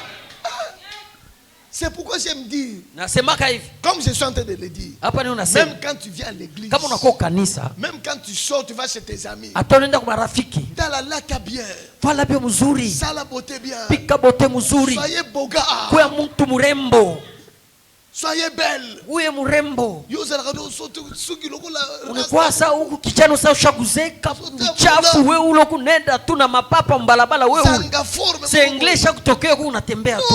Hapana. Un homme enviable, mtu ule banatamania, même si des marches sont enviées, hata mkutembea yake batamtamania. tanenga tambola, angalau anatembea. mais yo mwana mwasi mobile, wewe mama mshima, dada mshima, huku unatembea tu hivi hivi, mikulu inabunkana huku unaribuzu. Quelqu'un me dit amen. Sema kwa amen. Tambola bien. Sasa utembea mzuri. Alléluia. Amen. Quelqu'un me dit amen. Sema amen. Yebisa mutabe no tambola bien. Ambia jirani wanza utembea kwa mzuri. Tala. Angalia. À tous les femmes mariées. Hata bashakuoa. Tambola bien. Tembea mzuri. Mutu makalo bilanga amen. Sema kwa amen. Yo poske babali yo. Wewe banakoa. Comment babali yo? Bashakukoa. Tu es un mari. Huku na bwana. Osocha likolora soki violet. Uneka huku rangi ya nsombe. Na se aoche vert. Huku neka ya vert. Non. Soyez belle. Uwe mrembo. Parce que quand tu passes là, kama unapita, ceux qui vont t'envier là, wale watakutamania. En réalité ne t'envie pas. Ils s'envient celui qui te façonne là. Aba kwa bakutamania bela tamania ule anakupanga vile. Quelqu'un me dit amen. Sema kwa amen. Quelqu'un me dit amen. Sema amen. C'est vrai. Ni bia kweli. La crise existe. Kukosa kuko. Mais toi tu n'en fais pas partie. Wewe hauna mtu wa kupusa. Même si on a la mèche et sali inale. Hata nyole yako ishakawaka. Tango lingola tango. Kama unafanya hivyo la. Bongisa. Uitengeneze. Allez. Amen. Aujourd'hui je suis parti avec le frère Gloire. Leo mnaenda na ndugu Gloire. On est allé quelque part. Pendant le culte j'étais sorti. Hapa mnaenda. J'ai trouvé une de nos mamans. Mimi napata mama moja hivi. Bazo bongisa. Beko namtengeneza. Mimi nasema Gloire. Tozo sele na église. Ushtuko na mchunga wa kanisa. Ngaria ule beko natengeneza. Na bibi apote kazana mama. Yaani mama. Non, mais je venir quand je la vois ici. Nikimone hapa. Je suis très content. Sini kuna furaha. Alléluia. Amen. Ah, quelqu'un me dit amen. Sema kwa amen. Quelqu'un me dit amen. Sema kwa amen. Dis à ton voisin, il faut être beau. Mwambie jirani uko kwa mrembo. C'est pourquoi il faut Alléluia. Amen. Ozotambula. Unatembea. Basusi. Ele kimotema. Mauzuni. Donanzela. Unayala mroho yangu mu. Wewe ulishakulekea. Hapana. Frère. Duku. Ozanga. Upuse. Ozanga te. Ushipuse. Tala. Taka nenga la lati. Angaria mbele mbie viniko. Okoba ngela saki benza. Angaria. Charisme kaka. Hapa shakulipanga mzuri. Quelqu'un me dit amen. Sema kwa amen. Tu dois être enviable. Unapasha bakutamanie. Très enviable. Ba utamaniwe. Recevez la grâce au nom. Pokea neema kwa jina la Yesu. Alléluia. Amen. Mama soko mon mobali nazo tambola. Yebise tambola ka bien po ba ser fo batala kayo. Amen. Alléluia. Amen. Amen. Amen. Sema amen. Alléluia. Amen. Hey. Quelqu'un me dit amen. Sema tena amen. Écoutez. Mshiki. Hapa natembeaka. Je suis conscient. Nakuwa na Il y a des sœurs qui m'étaient kubale maroya bwe kuna pika. Maroya kuna bapika. Je sais. Mina jua. Mais la batelika la lobi na sina zua. Misha kufucha matu asi misha kupataka kwa na kangama kote moko. Misha upataka burembo kubashindi. Jesi kuacha kule.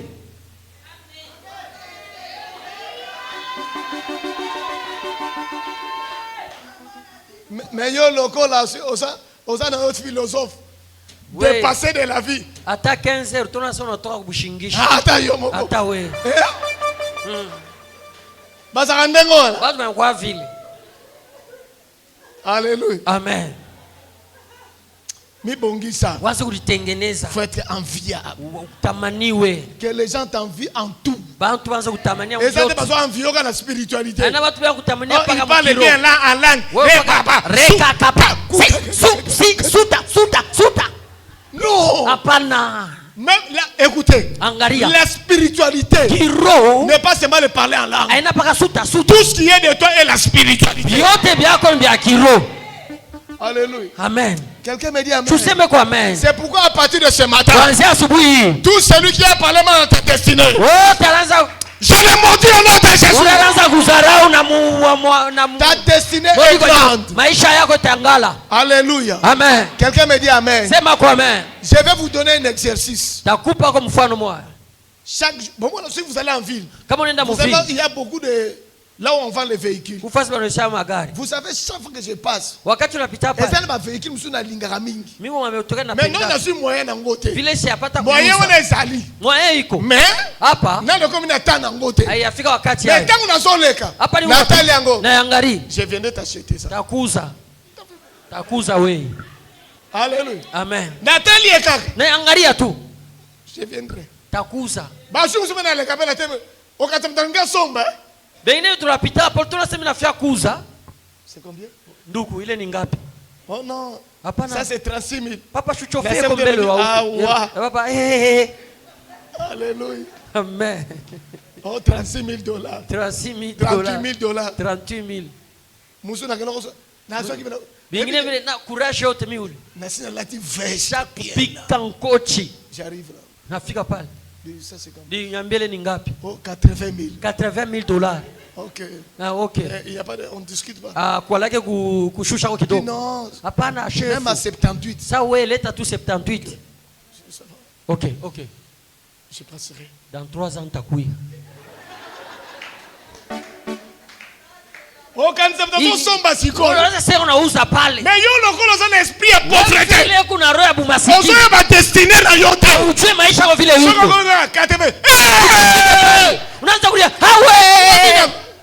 Non! Hapana. Le temps est arrivé. Wakati inafika. Tu seras envié dans le nom de Jésus. Utatamaniwa kwa jina la Yesu. Ta destinée est prospère. Maisha yako ni ya maendeleo. Tel que tu es là. Vile uko pale. Tu es destiné à la prospérité. Wewe unastahili maendeleo. Mais ton problème c'est quoi? Mambo yako ni nini? Tu regardes là où tu commences. Unaangalia mpaka kule ulitoka. Non. Hapana. Regarde là où tu seras. Angalia kule kunaenda. Parce que tu es prospère. Uko wa maendeleo. Ce n'est pas la petite chambre que tu dors là. Haina mkanyumba kale kaloo Tu vas unaangalia. limiter ta vie. Jo vile utaisha pale. Quand tu es appelé à la prospérité. Wewe utaendelea. Comme un riche. Wewe kumtajiri. Quelqu'un me dit amen. Sema amen. Marche comme un riche. Wewe utembea sawa mtajiri. Je vous ai toujours dit. Mimi nameambiaka hivi. Quand tu quittes même le dimanche comme ça. Hata kama unatoka hapa. Kende na alimentation. Shoza kwenda kwa mafashi pino isha vyakula vya vizuri. Amen. Je vous dis vrai. Okoti kaka. Unashikia hata harufu. Harufu tu. Harufu ile unaishikia. Yoga kaka solo. Wewe paka ya kikanda. Hapana. Alléluia. Amen. Nenda pastor wa kikanda. Sio kupenda na mioko kukalanga wewe. Alléluia. Amen. Quelqu'un me dit amen. Sema kwa amen. Donc entre. Ingia kwa fasha vizuri. Oyo shawarma. Unasikia ko ya shawarma, harufu ya shawarma. Alléluia. Amen. Même il y a des gens quand on dit même de pizza ici. Kuma ingine pizza. Il ne sait pas qu'il y a de différentes pizzas. Il ne sait pas kuna kama pizza kwa chana. Il y a pizza kaka. Yeni pizza tu kuna ishi. Eza na ba combo nango. Kuna manjina na chana. Amen. Amen. Alléluia. Pizza uze. Quelqu'un me dit amen. Amen. Moi, je ne mange pas tous les pizzas. Nishukuru ma pizza yote. Quand j'ai... Non, non. Pizza ya mayai hapana. Mais yo. Weye. Pesa kaka. Pizza hata ya matungulu pori wewe. À partir de ce matin, toi tu es prospère au nom de Jésus. Tu es une destinée royale. Royale. Frère, t'es là. Et faites les exercices. Une soeur peut venir ici. Une soeur peut venir rapidement.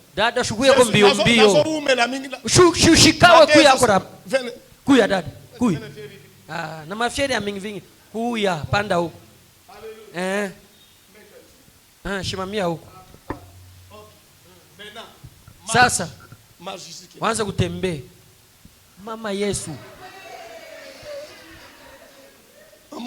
On met ça dans la tapis rouge. Wakuzovele mtapis rouge. Tu n'es pas habitué. Obizovele. Il faut ça. Bon, on a fait exercice. Comme si c'est rouge, c'est tapis rouge. Tapis rouge. Le tapis rouge, c'est pour les autorités. Apprends comment marcher devant les gens. Comment une autorité marche. Comment la première dame marche. Alléluia. Amen. Donc tu dois apprendre. Certains pour les autorités. Mais est-ce que tu as l'autorité? Est-ce que ça te marche ma première dame? Alléluia. Amen. Donc marche. Tembea. Quand on dit que tu as une destinée royale, c'est-à-dire on a le poste d'autorité. Maintenant là déjà, commence à apprendre. Moi je serai une autorité. Je suis un roi. Comment un roi marche sur le tapis? Est-ce que vous voyez le président Tshisekedi marcher n'importe comment? Hein? Quand il marche dans le tapis,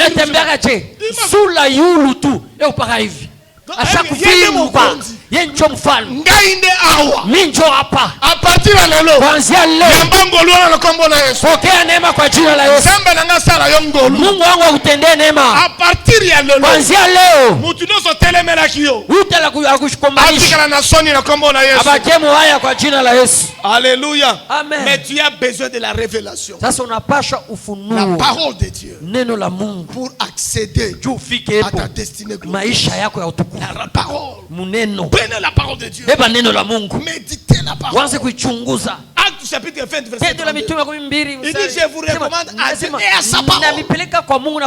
Donc ayez la vie de parole. Allez entrer dans la parole. Scriptez cela. Dévorez cela. Ça va te donner ta destinée. Pour accéder réellement.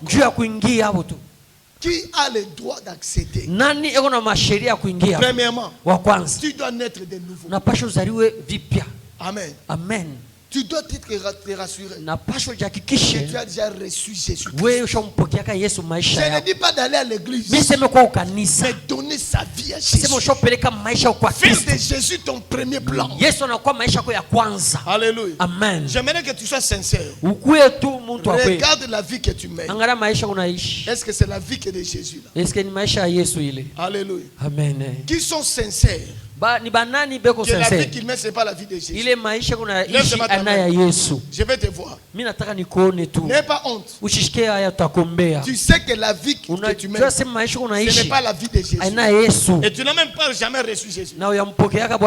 Ou peut-être que tu l'as abandonné. Ou peut-être que tu es déjà au lembi. Toi, tu lèves seulement la main.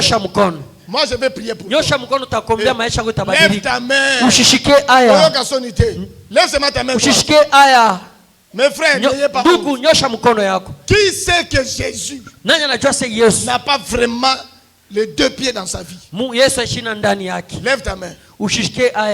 Alléluia. Parce que la grâce est là. Lève la main.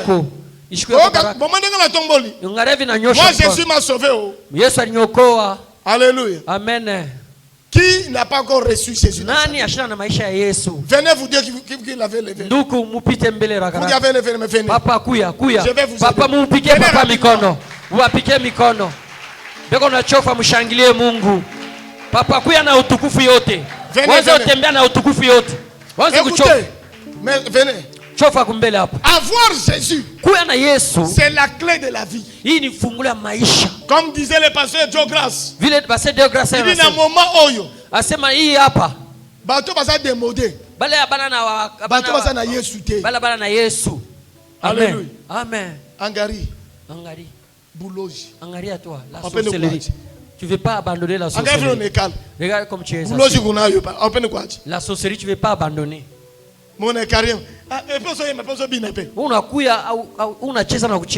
Quand tu vas prendre le cabondola, alléluia. Amen. J'attends une autre personne. C'est toi que j'attends là. Je suis en train de te voir. S'il te plaît, l'heure est arrivée pour que toi tu sois sauvé. Parce que Jésus veut te sauver. Qui veut avoir la destinée glorieuse? Qui veut avoir la destinée glorieuse?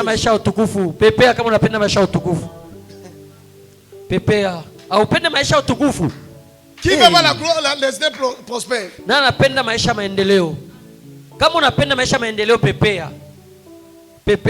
Bon, maintenant, est-ce que tu as Jésus? Ou parce que tu viens seulement à l'église? Tous ceux qui n'ont pas Jésus, tous ceux qui ne marchent pas avec Jésus, s'il vous plaît, lève ta main. C'est une opportunité pour vous maintenant. Que Jésus veut te sauver. Jésus veut te libérer. Pour que toi tu aies ta destinée. Alléluia. Amen. Quelqu'un dit, Seigneur, vraiment,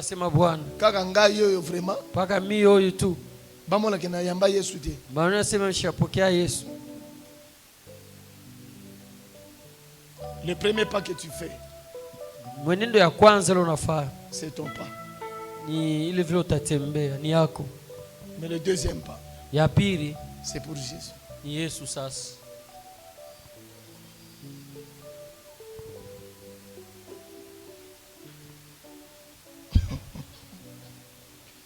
Alléluia. Jésus est merveilleux. Mes frères, vous qui êtes devant, dites Seigneur Jésus.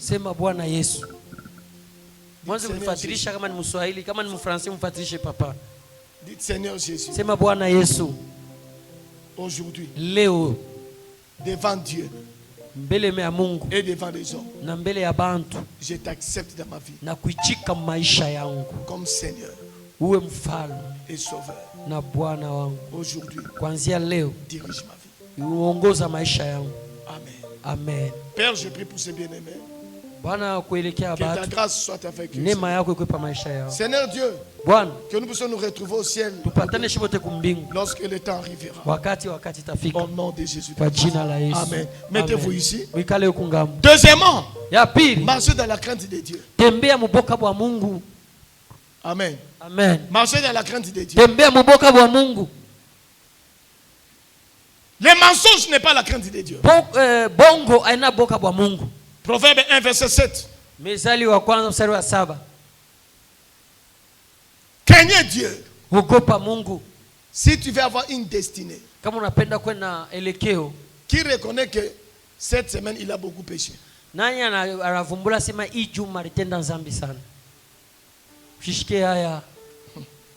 Qui reconnaissent que cette semaine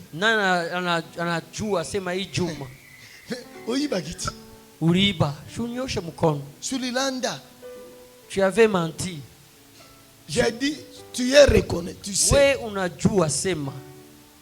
que tu avais beaucoup péché cette semaine. Depuis lundi jusqu'au jour.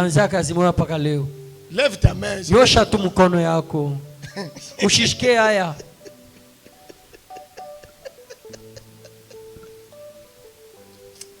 Alléluia. Amen. Alléluia. Amen.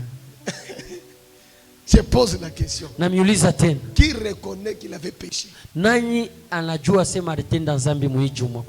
ne l'ai pas dit comme ça. Lève comme ça. Alléluia. Amen.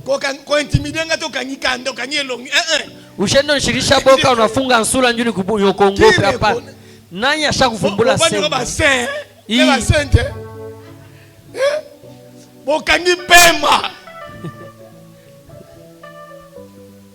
Mubakie na mkono ya kunyosha. Que mon Dieu vous aide. Mungu amisaidie. Et qu'il vous pardonne. Mungu amisamee. Que mon Dieu vous donne encore la force. Mungu amipe nguvu. Pour ne plus pécher. Juu shitende nzambi. Et troisièmement. Ya tatu. Marchez dans l'amour. Mutembee mu mapendo ya Mungu. Soyez amoureux de Dieu. Mukwe mapendo ya Mungu. Si tu veux avoir une destinée meilleure. Kipendelekeo ya mzuri. Soyez amoureux de Dieu. Uwe mapendo ya Mungu. Que Dieu vous bénisse. Mungu amibariki.